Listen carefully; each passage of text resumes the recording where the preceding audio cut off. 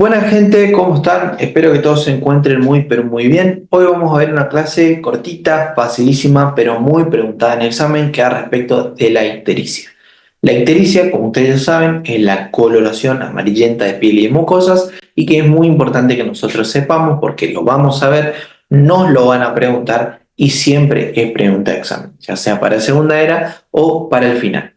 Así que prepárate tu mate, tu café, tu tereré, tu agua, lo que quieras y arranquemos con esta clase que es cortísimo. En un ratito la vas a poder repasar. Bien, como les había dicho, la ictericia es la coloración amarillenta de piel, de mucosas y también de los fluidos corporales, o sea, de la orina y de las heces, debido al exceso de bilirrubina en donde, en la sangre, por arriba de 2 miligramos por decilitro. Es muy importante que conozcamos el valor porque nos lo van a preguntar en el examen. Y algo que es muy importante es que la ictericia es un signo de enfermedad. O sea, ¿qué quiere decir? No hay paciente ictérico normal. Entonces, eso es algo muy importante. Paciente amarillo, paciente que lo tenemos que estudiar. La ictericia nos puede hablar de una enfermedad hepática, nos puede hablar de una enfermedad biliar, nos puede hablar de una enfermedad hematógena.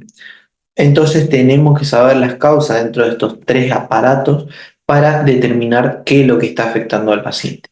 Como ya sabemos, la bilirrubina que genera la ictericia es producto de la degradación del grupo hemo que tenemos que ver hoy en esta clase el metabolismo un poco más a detalle. Dentro de todos los valores que nosotros tenemos que manejar de la bilirrubina es el valor normal de la bilirrubina, es como les dije, de 0,3 a 1 miligramo por decilitro. Hablamos de hiperbilirrubinemia cuando el valor va de 1 a 2 miligramos por decilitro. Y hablamos de ictericia cuando el valor es mayor a 2 miligramos por decilitro. Pero acá lo importante es lo siguiente. Todo paciente con más de 2 miligramos por decilitro de bilirrubina en sangre está amarillo y la respuesta es no. Un examinador muy bien entrenado puede notar la ictericia cuando los valores son bajos de bilirrubina, pero nosotros que recién estamos empezando lo vamos a ver cuando recién se haga evidente mayor a 10 o mayor a 15 miligramos por decilitro. Entonces, a estos valores recién es evidente la ictericia como signo clínico. Lo que por ahí vamos a ver es que primero se manifiesta a nivel de las escleras, después va a lo que vendría a ser la lengua o la palma de las manos y por último va a la piel. Otra cosa que vamos a ver es que la ictericia no solo es amarilla, sino que a veces predominan otros tintes dentro del amarillo, pero es algo ya más profundo que ahora vamos a ver. Y algo muy importante que se suele preguntar es la diferencia entre ictericia y pseudoictericia. Esto fue pregunta de mi final, cuando yo rendí, y es muy importante, porque no es lo mismo la ictericia que la pseudoictericia. La ictericia, como yo le dije, es la coloración de piel, mucosas y fluidos. En el caso de la pseudoictericia, lo único que se tiñe es la piel, no las escleras ni las mucosas.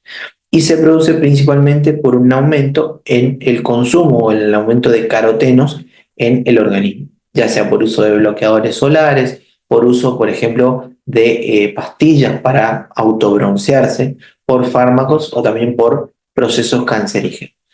El aumento de caroteno tiene que ser mayor a 300 miligramos por decilitro, algo que no se suele preguntar mucho, pero esta causa es muy importante.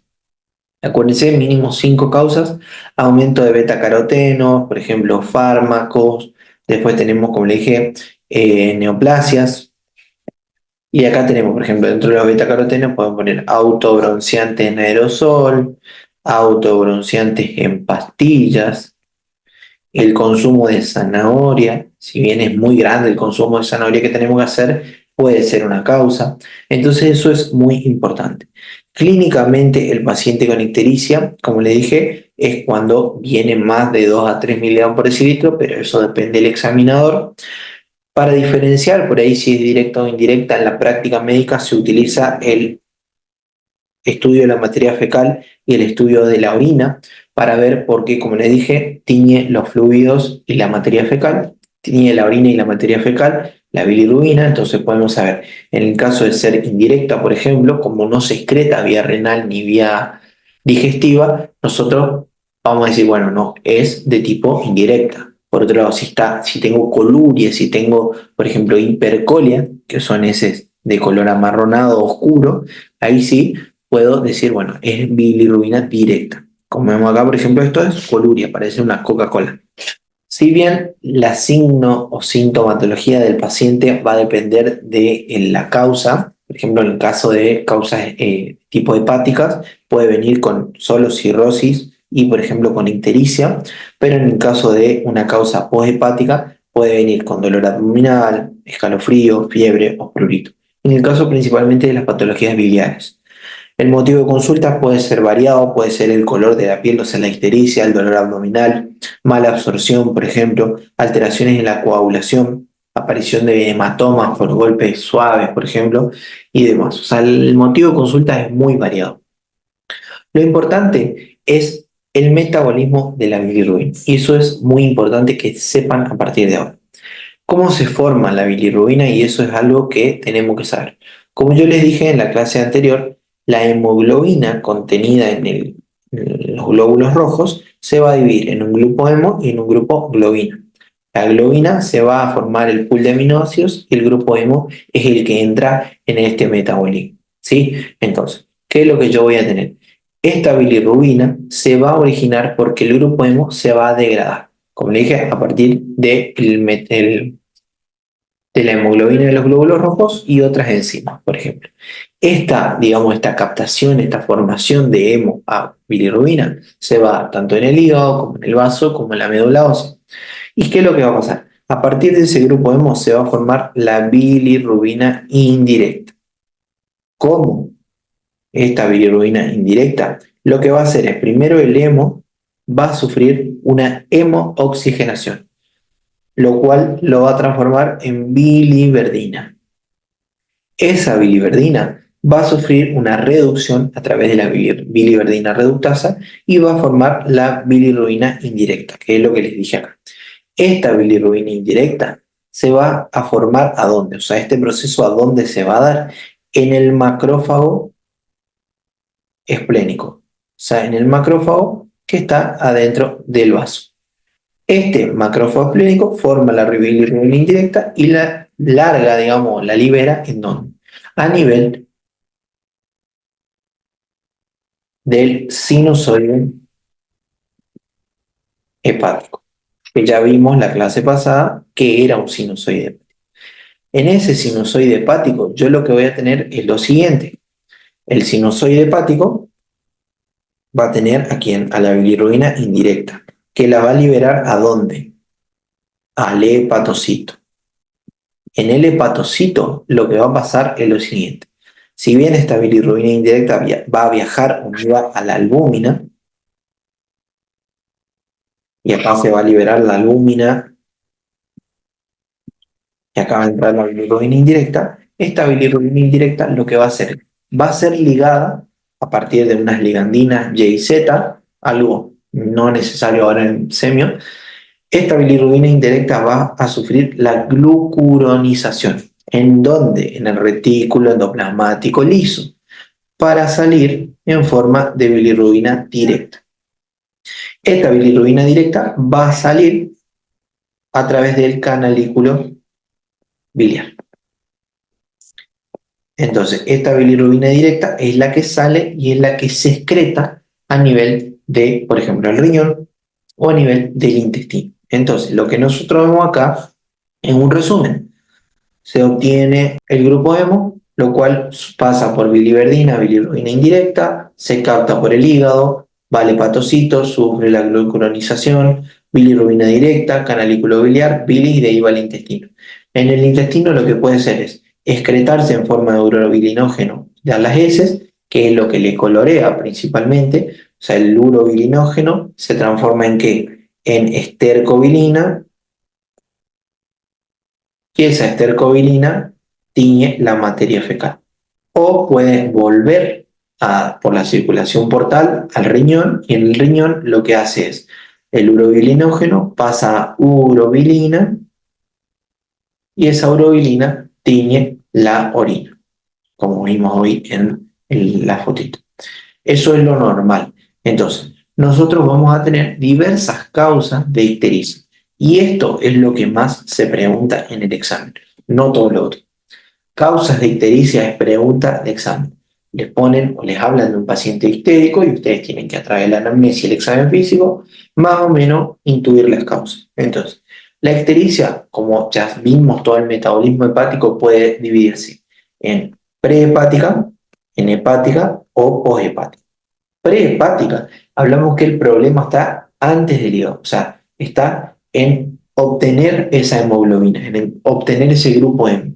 Entonces podemos tener, lo que vamos a causar es un aumento en la bilirrubina indirecta, y esto puede ser por sobreproducción, por ejemplo, de bilirrubina indirecta, o sea, se rompen muchos hematíes, por ejemplo, una anemia hemolítica autoinmune o una anemia hemolítica recién nacido, o un déficit de la glucosa 6-fosfato deshidrogenasa, y eso es lo que me genera un aumento de la bilirrubina indirecta.